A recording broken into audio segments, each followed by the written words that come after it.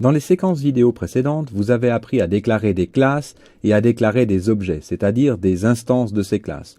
Par exemple, pour déclarer une instance rect de la classe rectangle, vous écririez rectangle, espace, rect, point virgule. Maintenant, une des questions qu'on peut se poser, c'est comment donner d'autres valeurs que les valeurs reçues par défaut, c'est-à-dire 0, aux attributs, par exemple hauteur et largeur, de cette instance rect. Comment, même mieux, initialiser, c'est-à-dire donner une valeur initiale au départ dès la création de rect à ces attributs hauteur et largeur. Bien sûr, on pourrait faire appel au manipulateur, cette hauteur, cette largeur, c'est-à-dire d'affecter individuellement, tour à tour, des valeurs à chacun des attributs, donc comme par exemple ici, où on a déclaré donc une instance rect de la classe rectangle, où l'on aurait déclaré au préalable un double lu, et où on demande donc à l'utilisateur d'entrer la hauteur au clavier, et où au travers du manipulateur cette hauteur, on affecte la valeur que l'on a lue au clavier lu, donc à la hauteur de l'instance rect, et de même, via une interaction ici avec l'utilisateur, on affecte la valeur lue à la largeur de l'instance rect. Mais ceci est évidemment une très mauvaise solution dans le cas général, parce que tout d'abord, ça nécessite que chacun des attributs soit dans l'interface, ce qui est vraiment très mauvais et qui casse l'encapsulation, comme on l'a vu dans les séquences de la semaine précédente, soit que l'on ait un manipulateur pour chacun des attributs qui lui-même aussi traduit un petit peu la façon dont la classe a été implémentée et qui donc aussi casse d'une certaine façon un petit peu l'encapsulation, puisque l'on aurait besoin d'un manipulateur pour chacun des attributs. Le but de l'encapsulation étant justement de séparer clairement l'interface et l'implémentation. Si on avait pour chaque attribut un manipulateur dans l'interface, on traduirait beaucoup trop dans l'interface les choix d'implémentation, et donc c'est dans ce sens-là que ça casse l'encapsulation.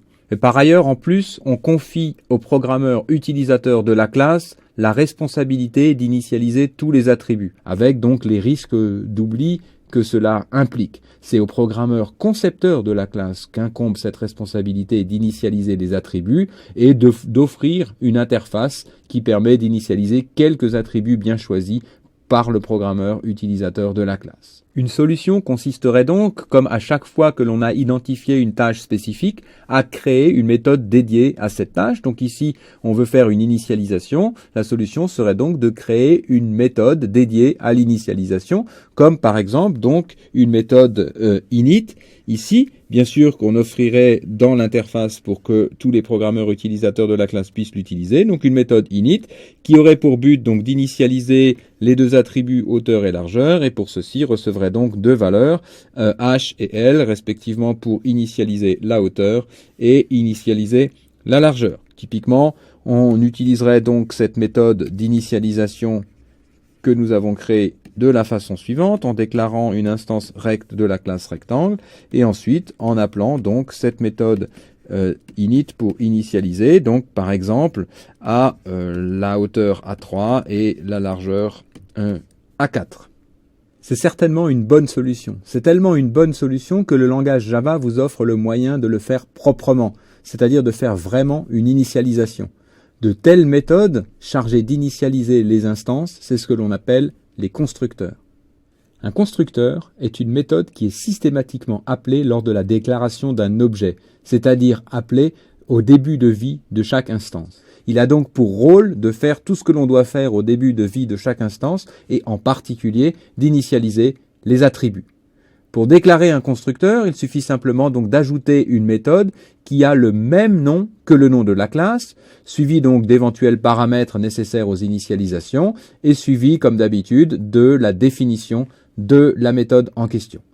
Par exemple, pour la classe rectangle, on définirait donc une méthode rectangle qui a le même nom que la classe, qui est donc un constructeur, qui reçoit deux paramètres ici h et l pour pouvoir initialiser donc dans le corps de la méthode en question, respectivement la hauteur, l'attribut hauteur et l'attribut largeur.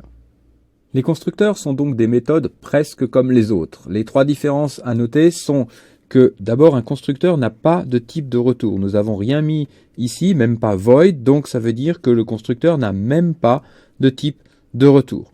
La deuxième différence, c'est que le constructeur est obligé d'avoir un nom qui est exactement le même que le nom de la classe. Enfin, un constructeur doit être systématiquement appelé à chaque fois qu'une nouvelle instance est créée, appelé avec une syntaxe que l'on va détailler dans un instant.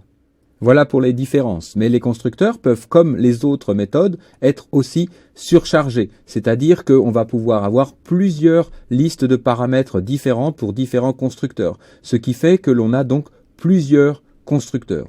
Nous allons revenir sur ce point-là dans la suite, mais nous voulions déjà insister ici sur le fait que l'on parle donc des constructeurs possibles pour une classe, il n'y a pas forcément un seul constructeur unique.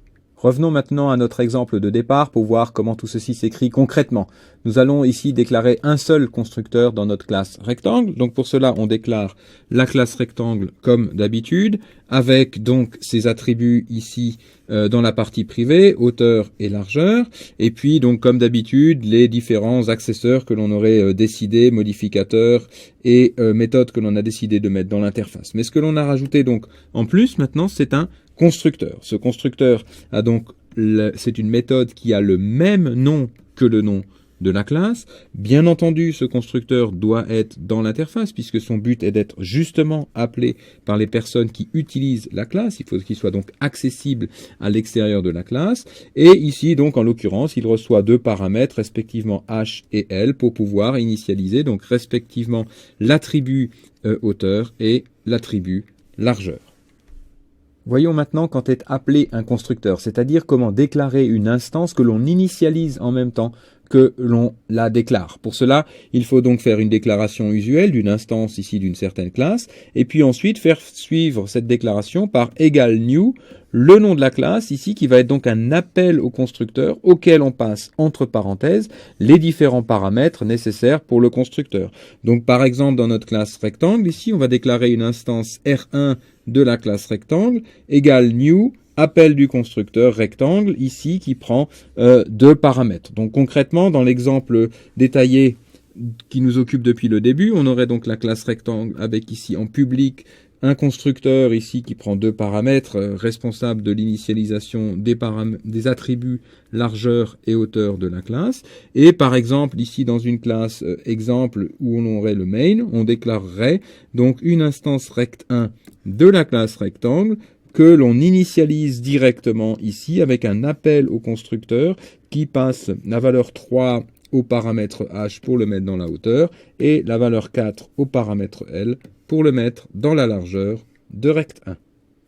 Concrètement, en mémoire, on aurait donc la chose suivante, rect1 qui est rect1 ici, qui est donc une référence sur un rectangle, et lorsque l'on fait donc ce new rectangle, on va créer effectivement une instance en mémoire, rectangle, qui aurait donc ces deux paramètres hauteur et largeur, que l'appel au constructeur ici va donc initialiser aux valeurs 3 et 4.